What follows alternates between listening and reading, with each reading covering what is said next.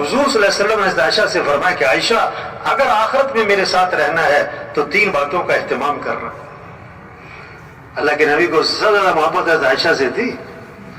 آپ نے فرمایا کہ اللہ نے بیویوں میں عدل کرنے کا حکم دیا تو میں ظاہری عدل تو کرتا ہوں، لیکن میرا دل عائشہ کی طرف مائل ہے، یہ میرے اختیار میں ہے۔ تو آپ نے کیا فرمایا کہ اگر آخرت میں میرے ساتھ رہنا ہے تو 3 باتوں کا اہتمام کرنا۔ پہلی بات فرمائی کہ عائشہ اس وقت تک کپڑوں کو پرانا سمجھ کے نہ چھوڑ دینا جب تک کہ ان پر پیمند نہ لگ جائے، جب تک کہ ان پر۔ دوسری بات فرمائی کہ عائشہ مالداروں کے پاس بیٹھنے سے اپنے آپ کو بچا، کیونکہ آدمی کے اندر مال کی بھی طمع اور ہرس اور لالچ اور دوڑ میں لگ جاتا ہے۔ اور تیسری بات فرمائی کہ عائشہ دنیا سے اتنا توشہ لینا جو ایک مسافر کے لیے کافی ہوتا ہے، زیادہ لمبے چوڑے چکر میں نہ پڑ جائے۔ تو زور غلط جگہ لگ رہا ہے، کیا؟ کھانوں پر، دوسرا کپڑوں پر، تیسرا زور لگ گیا کس پر؟ تعمیرات پر، مکانوں پر۔ آپ صلی اللہ علیہ وسلم نے فرمایا کہ جب آدمی کے مال میں برکت نہیں رہا کرتی تو تعمیرات پر لگا کرتا ہے۔ اذا لم یبارک فی مال العبد یجعلہ فی الماء والطین، جب برکت نہیں تو تعمیرات پہ مال لگتا ہے۔ قیامت کی نشانی بتائی، یتطاولون فی البنیان، اونچی اونچی عمارتیں، بڑے بڑے پلازے، کہ یہ قیامت کی نشانی۔ ایک صحابی نے ذرا اونچا مکان بنا لیا، حضور صلی اللہ علیہ وسلم نے ان کے سلام کا جواب نہیں دیا۔ فرمایا یہ کس کا ہے، یہ مکان کس کا ہے؟ کہ جی فلاں کا ہے۔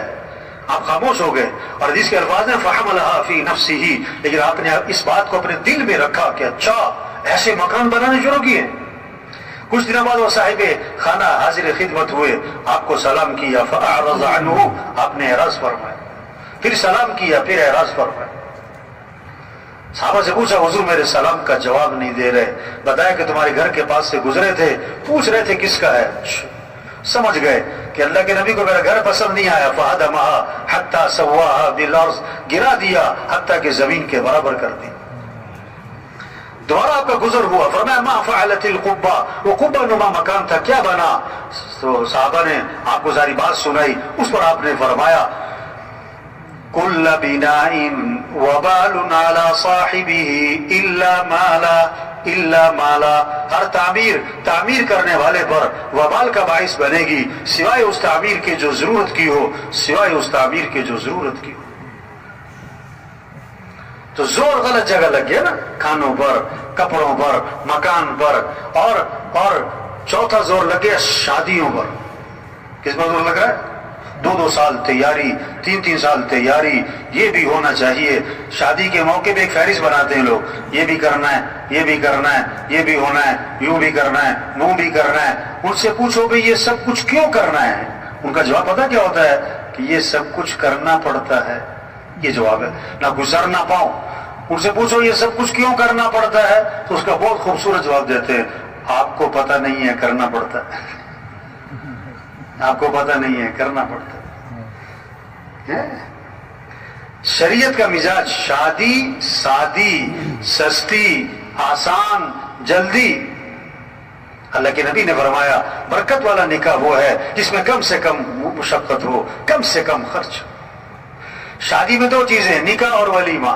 نکاح کے لیے بہتر ہے مسجد میں ہو، اور ولیمہ حضور صلی اللہ علیہ وسلم کا ہوا، آپ نے صحابہ کو کھجوریں کھلائیں اور ولیمہ ہو گیا۔ اور ایک ولیمہ اللہ کے نبی کا تھا، آپ نے سارے مدینہ منورہ کو کھانا کھلایا۔ اگر کسی نے زور دکھانا ہے تو ولیمے میں بلاؤ سب کو، سارے خاندان کو، سارے علاقے والوں کو کھانا کھلاؤ۔ لیکن ایک بات آپ نے فرمائی، بدترین ولیمہ ہے جس میں مالداروں کو بلایا جائے اور غریبوں کو نہ بلایا جائے۔ زور غلط جگہ لگ گیا شادیوں پر۔ 5واں زور لگ گیا کس پر؟ سواریوں پر۔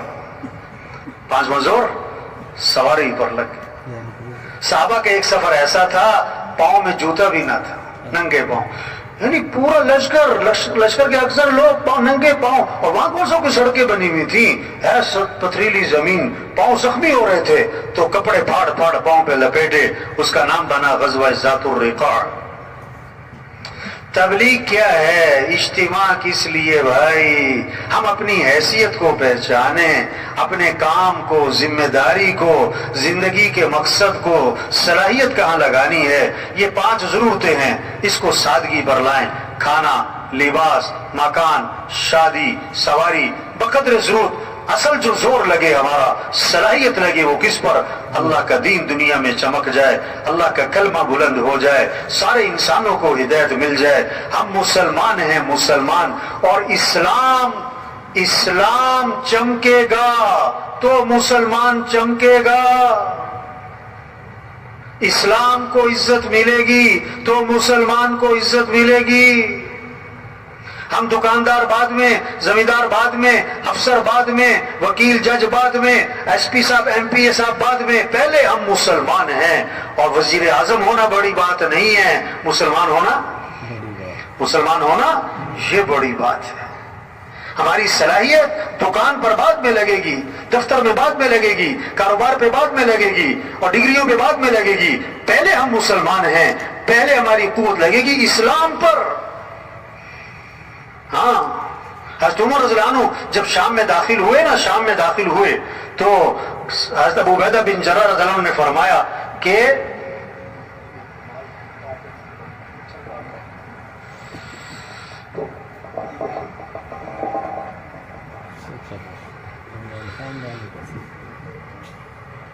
حضرت عمر رضی اللہ عنہ کو حضرت عبیدہ بن جراح رضی اللہ عنہ نے عرض کیا، ذرا سواری بدل لیں، کپڑے بدل لیں، کہ لوگ آپ کے استقبال میں کھڑے ہیں، سواری بدلے، کپڑے بدلے۔ ایک ہاتھ مارا ابو عبیدہ بن جراح رضی اللہ عنہ کے، بھائی یہ تم نے کیا بات کی ہے، یہ کیا بات کی ہے؟ کپڑوں سے حیثیت ہے؟ ہماری عزت کپڑوں سے ہے؟ ہماری عزت سواریوں سے ہے؟ کیسا خوبصورت ایک جملہ فرمایا، اعزنا اللہ بالاسلام، اللہ نے ہمیں جو عزت دی ہے وہ تو اسلام کی وجہ سے دی، کپڑوں سے نہیں ہے۔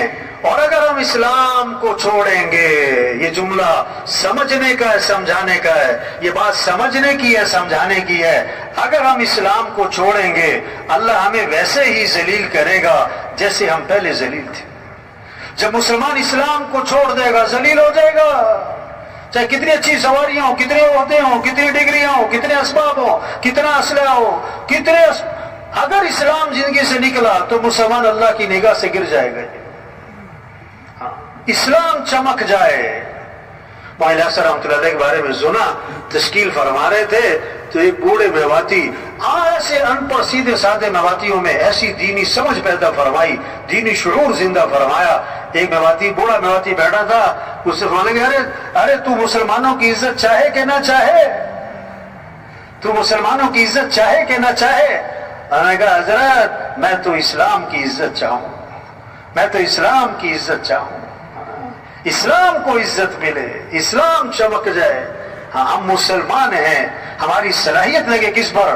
اسلام کے چمکانے پر، اللہ کے کلمے کو بلند کرنے پر، دین کی سرفرازی پر، دین کی سربلندی پر۔ یہ جان، یہ مال، یہ وقت، یہ زندگی، یہ صحت، اس کا سب سے پہلا بڑا اہم مصرف اللہ کا دین دنیا میں چمک جائے، اللہ کا کلمہ دنیا میں بلند ہو جائے، سارے انسانوں کو ہدایت مل جائے۔ تو سب سے پہلی بات، یہ سارا مجمع نیت کرے، ہمیں اپنی صلاحیت دین کے پھیلانے پر لگانی ہے انشاءاللہ۔